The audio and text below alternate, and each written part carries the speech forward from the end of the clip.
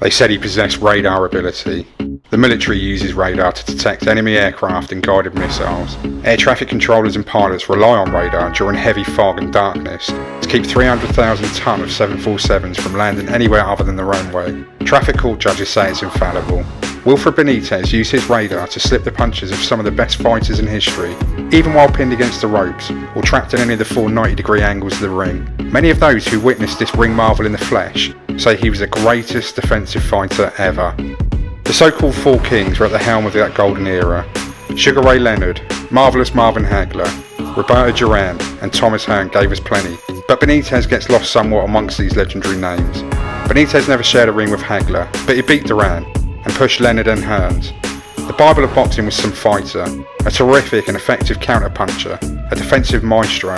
Benitez at his peak was a joy to watch. If any fighter epitomised the sweet science at that time, it was without shadow of a doubt Benitez. He was the unofficial 5th king. Wilfred Benitez, born September 12, 1958, in the Morrisania section of the Bronx, New York, rose to become a Puerto Rican boxing legend, known popularly as Wilfredo Benitez. A true prodigy, he was managed by his father, Gregorio Benitez, and was part of one of Puerto Rico's most famous boxing families, with his brothers Frankie and Gregory Benitez also being top-notch contenders in the 70s. His mother, Clara Benitez, played a commanding role in orchestrating the Benitez troupe. Benitez was the last of 8 children, born to Gregorio and Clara Benitez. Before he turned 8, a typical summer weekend saw Benitez and his 3 brothers follow their father to the schoolyard on Tinton Avenue, carrying nothing but a pair of boxing gloves and a stick of chalk. Near the handball courts in the back, one of them would draw a square on the ground, with the chalk large enough for them to box in. Through the chain-link fence, Gregorio challenged any boy who passed by to get in the ring and fight one of his boys. With some coaxing and the promise of a piece of the live gate, Gregorio had a bunch of kids in their street clothes eagerly swapping wild punches, in a place where on normal days children played hopscotch or threw a Spalding ball. Benitez, who boxed without protective headgear, strapped over his little afro, often fought twice on those days, sometimes against boys as old as 13. At the end of these afternoons, he would receive $1 and a couple of lumps and bruises.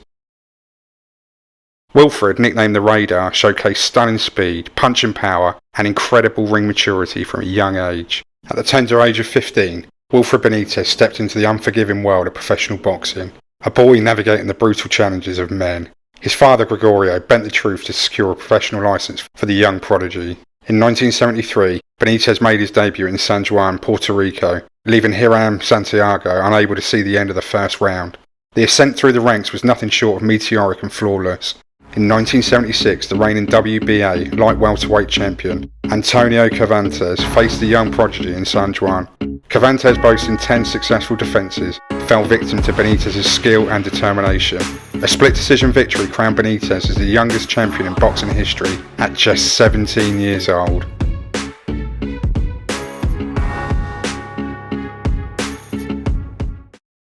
Benitez defended his title twice before the politics of the sport intervened, leading to the stripping of his championship. Ordered to rematch Cervantes by the WBA, Benitez found himself embroiled in disputes that ultimately cost him his title. Undeterred, he moved up to welterweight, facing the first visible signs of trouble in a draw against Harold Weston in 1977. As a natural talent often intertwines with personal struggles, Benitez's commitment to the gym waned, giving way to the allure of the party life. The consequences were evident in his 1977 bout against Bruce Curry, a late replacement for Roberto Duran. Dropped 3 times, Benitez narrowly escaped with a points decision, highlighting the perils of his lifestyle. Despite facing personal challenges, Benitez continued winning, earning a shot at the WBC welterweight champion, Carlos Palomino, in 1979. On a scorching day in Puerto Rico, Benitez became a 2-weight world champion at just 20 years old. However, by the end of 1979, his undefeated record would be history. $1 million offer to fight Sugar Ray Leonard lured Benitez back into the ring, but 8 months of inactivity, a lack of training, and inner circle problems hampered his preparation. The fight against Leonard was grueling, leaving the champion questioning the worth of the suffering. Benitez succumbed in the 15th round, suffering his first professional defeat.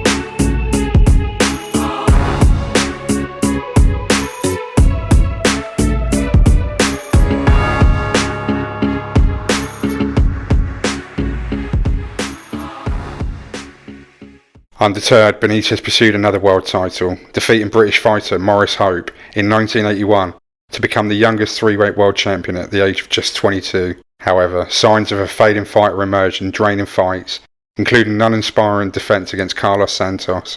In 1982, a clash with Roberto Duran marked Benitez's last virtuoso performance and his final victory in a world title fight.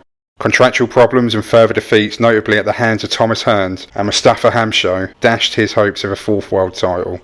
A move to middleweight proved fruitless, with defeats to Davey Moore and Matthew Hilton highlighting the irreversible decline. The 1986 fight in Argentina against Carlos Herrera became a tragic chapter, as Benitez found himself stranded, homeless, and struggling for survival after having his passport and money stolen from him.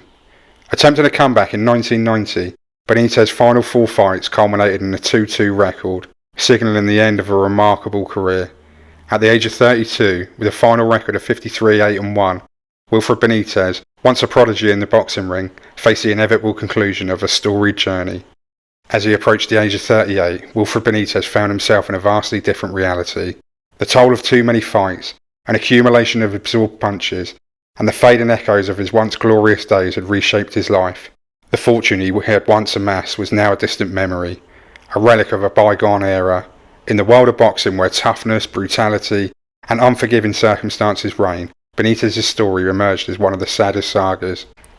Boxing as a business is relentless, a realm where fighters, the driving force of the sport, possesses a limited life shelf. Once their value diminishes, they are often discarded to make room for the next contender on the money wheel. Benitez, once a luminaire in the ring, had faded from the collective memory. Overshadowed by the likes of Sugar Ray Leonard, Hagler, Duran and Hearns, the fabulous four who dominated the golden era of boxing. Although, as mentioned, Benitez never shared a ring with Hagler, he conquered Duran and challenged the formidable duo of Leonard and Hearns. A masterful counterpuncher and defensive virtuoso, Benitez embodied the essence of the sweet science during his prime, yet his decline mirrored the swiftness of his ascent, a painful and predictable descent. The millions he earned dissipated, and accusations denied vehemently that those close to him squandered his fortune on vices like gambling and alcohol. Hangers-on revelled in the success of their man, with the fighter often the last to discern the perils ahead. Retirement, rather than a respite, served as a harsh reminder of the sport's ruthlessness. In 1989, at the age of 38, Benitez was diagnosed with an incurable, degenerative brain condition. Falling into a coma in his mother's living room, he remained unconscious for 3 days. His ring earnings long gone, Benitez relied on a monthly pension and a constant care from his mother. With her passing, his sister assumed the caregiving responsibilities. In 2017, Hurricane Maria devastated Puerto Rico, damaging the family home and leading Benitez and his sister to Chicago for improved medical care.